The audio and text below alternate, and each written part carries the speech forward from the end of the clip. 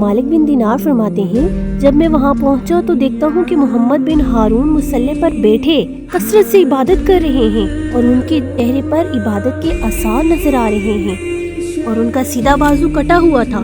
فرماتے ہیں 2 رکعتیں مکمل کرنے کے بعد میں نے ان سے السلام علیکم کہا۔ انہوں نے کہا وعلیکم السلام، آپ مالک بن دینار ہیں؟ فرماتے ہیں اس نے کہا آپ کو خواب آئی ہوئی ہوگی، میرا حج قبول نہیں ہوا ہوگا۔ مالک بن دینار فرماتے ہیں مجھ پر بجلی گری۔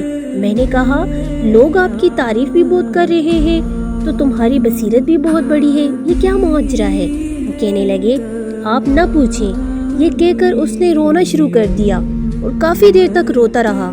میں نے کہا مجھے بتاؤ۔ اس نے کہا آپ مت پوچھیں، آپ ناراض ہو جائیں گے۔ میں نے کہا نہیں ہوتا، بولو۔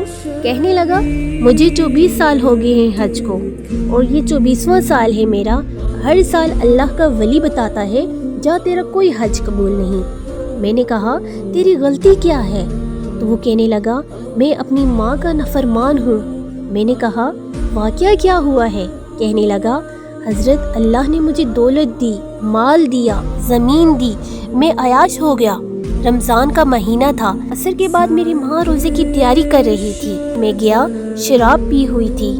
میں گیا اور کہا اماں روٹی دے۔ ماں کہنے لگی شرم کر، روزہ رکھا نہیں، جنہوں نے رکھا ہے ان کا خیال تو کر لیتے۔ اماں کی بات سن کر مجھے غصہ آ گیا۔ مالک بن دینار کہتے ہیں وہ کہنے لگا جب میری ماں نے مجھے کہا شرم کر، میں نے غصے میں اپنی ماں کو تھپڑ مارا اور میری ماں جلتے ہوئے تندور میں گر پڑی۔